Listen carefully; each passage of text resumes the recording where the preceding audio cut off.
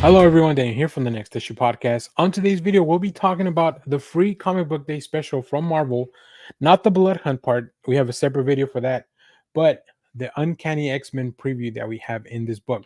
For those that were not able to go to the shop and pick it up, I got you covered. I'm going to tell you exactly what happened in those books.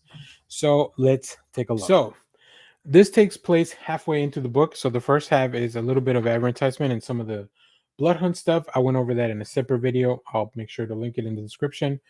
But we begin with Jubilee visiting the Xavier School for Gifted Youngsters. It looks like the mansion itself it is being rebuilt, but it's also under protection by something. Somebody's guarding the mansion. So we see Jubilee.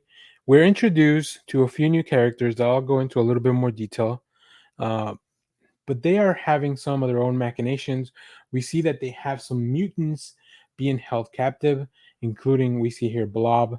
And as we kind of go through the issue, now this is a world that still hates mutants because of everything that happened on the road to the fall of X, right? Orchis turned the world against mutants again.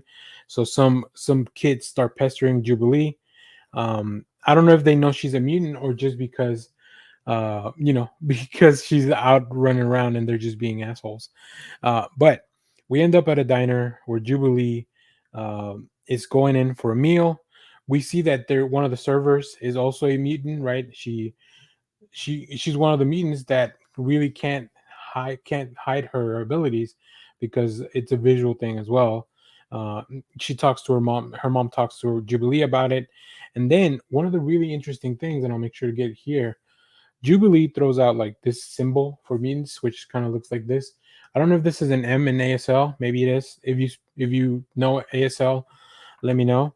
And she sees it, she catches it, and then she does it back, right? She does it back. So Jubilee letting her know that Jubilee is a mutant, so that maybe she can help her. She gives him a little bit of a pep talk. Obviously, she mentions that she can't really leave to go get to go be a mutant somewhere because her mom depends on her and for her to run the diner.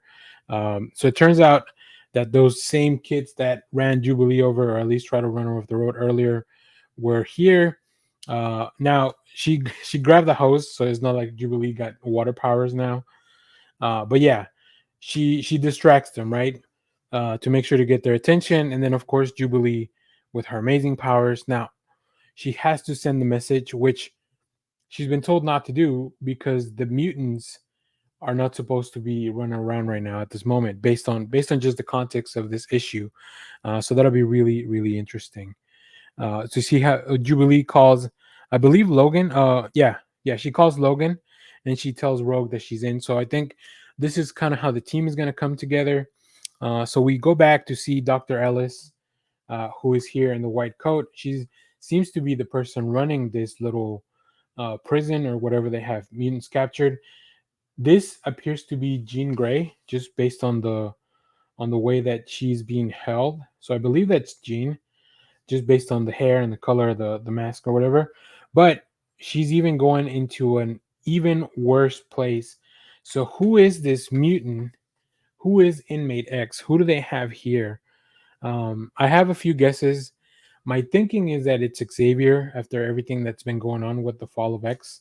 But I don't know, right? This is just me speculating. So if you have any theories, or if I missed something and you've already confirmed who's in this vault, because I don't think it's Jean, right? I think Jean was in this cell that as she walked by, she saw her, right? So there's somebody even worse, or somebody even more powerful than Jean.